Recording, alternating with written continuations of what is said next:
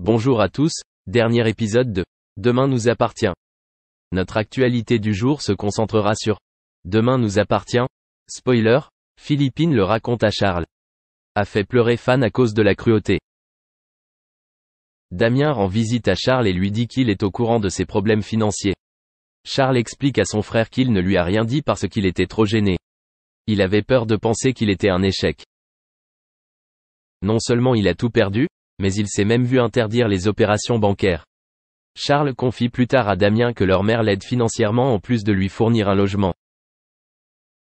Martin convoque Damien au commissariat. Le commandant Constant discute de son cas avec Georges. Damien a reconnu la vérité qui lui était reprochée. Martin l'a informé qu'il recevrait un simple avertissement puisqu'il ne faisait pas l'objet de poursuites pour intrusion. Damien est officiellement réintégré. Il se sent soulagé et partage la bonne nouvelle avec Roxane. Damien lui explique plus tard qu'il hésitait à parler à Charles du vol du collier de leur mère. Il pense enfin avoir des idées car il a une relation compliquée avec sa famille. Non loin de là, Charles a demandé à sa mère combien de temps elle comptait le gronder. Philippine a souligné qu'il ne semblait pas se rendre compte de la gravité de la situation. Charles est persuadé qu'il n'y a pas de problème, car Damien ne sait pas qu'il est l'auteur du vol du collier. Philippine souligne que Damien a peut-être tout compris. Elle les considérait chanceux qu'il n'insiste pas pour le collier. Philippine a alors demandé à son fils pourquoi il n'était pas venu lui demander de l'argent directement. Charles s'est défendu en expliquant qu'il voulait se défendre. Philippine a alors demandé à son fils s'il réalisait tout ce qu'elle avait à faire pour le couvrir, cacher un cran d'arrêt dans la chambre de Jordan. Accuser l'enfant que Damien adorait le protéger, sans parler de devoir appeler son avocat pour que cela soit consigné au dossier. Charles se défend en expliquant qu'il a peur. Philippine déclare alors à son fils, « Charles, tu as tué 2 personnes, Alban Perret et Laure Cotentin. Rappelez-vous bien ces 2 noms car ils peuvent briser toute la famille même si nous venons de retrouver votre sœur. » Charles resta silencieux. Merci d'avoir regardé et à la prochaine vidéo. N'oubliez pas de vous abonner à notre chaîne. En attendant, dites-nous ce que vous en pensez dans la section commentaires ci-dessous. C'est ça. Que Goldman ne semble pas souffrir des années qui passent. Le musicien et chanteur connaît toujours une popularité indéfectible, comme ses chansons intergénérationnelles. D'ailleurs, comme chaque année, l'artiste a une nouvelle fois été élu personnalité masculine préférée des Français. Comme quoi, même loin de la scène médiatique, il est toujours dans le cœur de tout le monde. Et ça, c'est beau.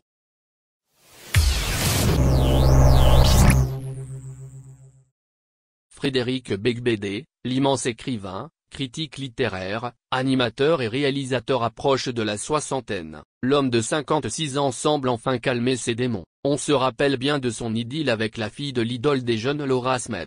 Leurs différences d'âge ont fait la une des médias. Malgré leur séparation, les comédiens restent en bons termes. Dans son dernier roman, l'auteur évoque ses souvenirs d'enfance. Ce n'est pas anodin d'avoir grandi dans les années 70. D'ailleurs, si vous n'avez pas lu le premier volume Un roman français, commencez donc par là, puis enchaînez avec Un barrage contre l'Atlantique. Vous n'allez pas être déçu du voyage. On vous promet des moments d'émotion et de rire. Saluée par la critique, cette série a au moins le mérite de nous changer bien les idées. Depuis quelques années, Frédéric Beigbeder a pris le large. En effet, comme pour se guérir de ses excès, il a fui la morosité de la capitale. Sa résidence à Guétari lui offre toute la sérénité dont il a besoin. En ces temps difficiles de pandémie, on devine que ce retour à la nature peut avoir un impact bénéfique sur la santé ainsi que sur le moral. Récemment invité sur le plateau de Quotidien, sa théorie sur le décès des frères Bogdanov a créé la polémique.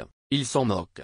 Il a au moins le courage d'aller au bout de ses théories, même les plus farfelues. Concernant sa vie sentimentale, Frédéric Beigbeder a été un admirateur insatiable de la gent féminine. Diane de MacMahon, Amélie Labrande, l'ont épousé. Or, depuis quelque temps, il range son costume de Don Juan au vestiaire au profit de celui de Marie exemplaire. Dans les colonnes de nos confrères de Elle, il évoque son coup de foudre pour Lara Micheli. Ce n'est pas un scoop que lorsque je l'ai rencontrée, je n'allais pas très bien. La flèche de Cupidon a visé son cœur, mais aussi son âme. Ce qui m'a surtout frappé, c'est sa bonté. J'ai senti que c'était la chance de ma vie, et qu'il ne fallait pas que je la laisse passer. Il y a 6 ans déjà, Frédéric Beigbeder devenait l'heureux papa